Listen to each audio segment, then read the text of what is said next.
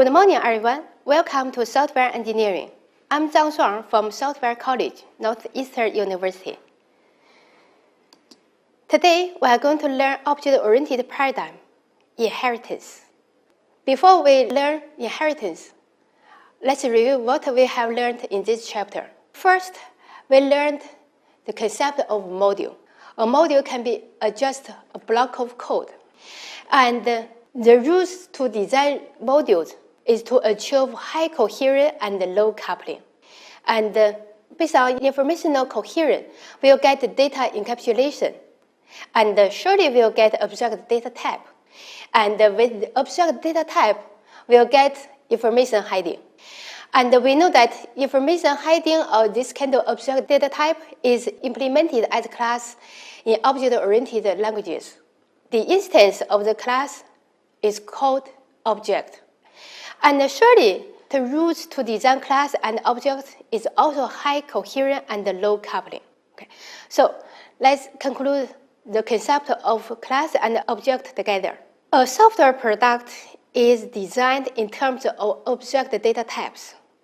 And the variables, that means the objects, are initializations of object data types.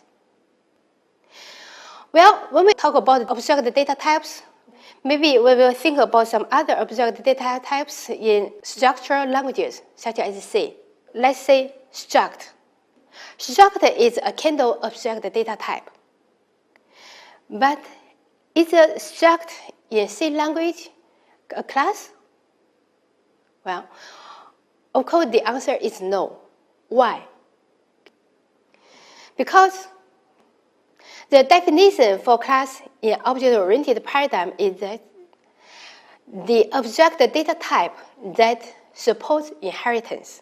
So that means only the object data type that supports inheritance can be called classes. So that means not all object data types can be called class, right? So surely the struct in C language is not class. But the classes in Java or C++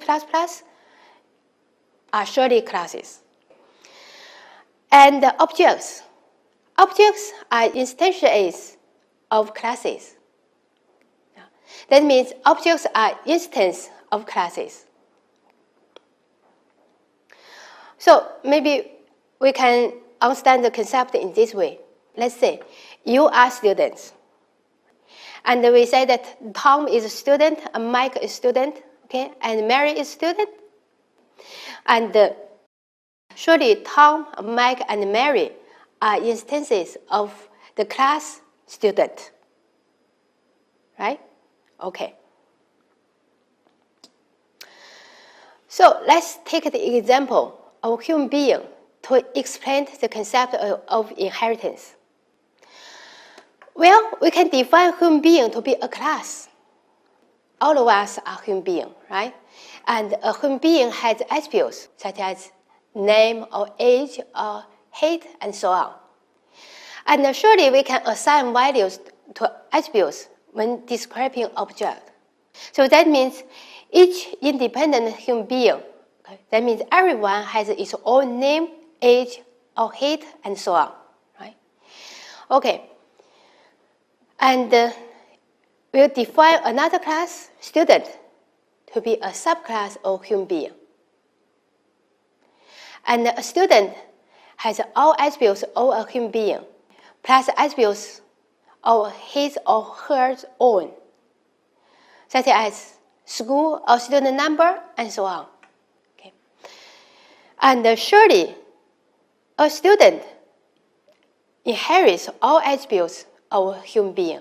So we'll get this class diagram in this way for this inheritance between a human being and the student. This is a class diagram is following UML notation. And the inheritance is represented by a large triangle. Let's see. The triangle points to the base class, or maybe we can call it parent class, human being.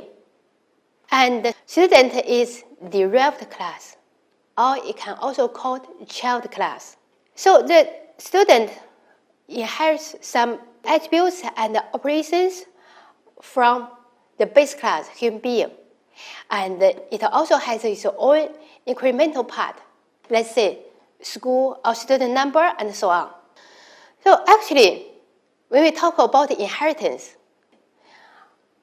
we'll give a lot of examples, right? So let's say, maybe we can get student. The class student can also become a parent class. Okay, that means a base class for some other subclasses. Let's say, surely there are middle school student and high school student, and university student, undergraduate student, and so on, right? Okay. So we can find that inheritance is really a quite exciting part of object-oriented paradigm, because the subclasses or derived classes can derive the attributes and the operations from the superclass. And surely it will save quite a lot of design and implementation. Well, the properties of inheritance is an essential feature of object-oriented languages such as Java, Smalltalk, C++, and so on. But surely it cannot in C and Fortran.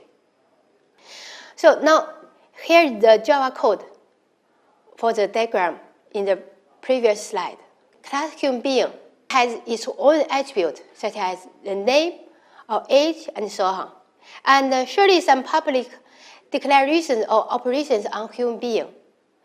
And the class student extends human being. Extend is a key word of Java. That means student is a subclass of human being. And human being is the base class or the superclass. And the class student has its own attributes and methods, such as school and student number, and some public declarations or operations on student.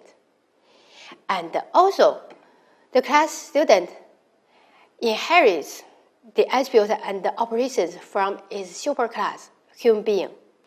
But this part means the superclass attributes and the operations or methods is not necessary to be implemented in the subclass again, unless you get other implementation for the operations or another declaration for the attributes. This is inheritance. So this is the Java implementation for it. Okay. Actually, inheritance is one of the most exciting advantages of object-oriented paradigm. Just now we have said that inheritance will save quite a lot for design and implementation, because the subclass or the derived class can inherit attributes or operations from the base class. So that means you don't need to take trouble to design for that part again, and no need for implementation, and surely no testing. And surely it is one of the advantages of object-oriented paradigm. But is there any problem with it? Is it perfect? Well, sometimes maybe it is not. Why? So let's take this example. Here we get a base class. We can just call it base. Okay? And it has some subclasses. Okay? And each subclass has its own subclasses. Okay? And so on. So now we can see that there are 3 levels in this family. It's a big family. So what will happen? Okay. Surely the subclass will inherit the attribute and the operation from base class, and so do the grand subclasses and the grand subclasses. So you may say that it will save quite a lot.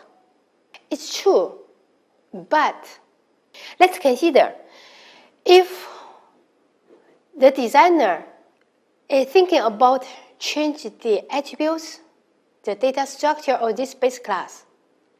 And then it will affect all the other subclasses. And this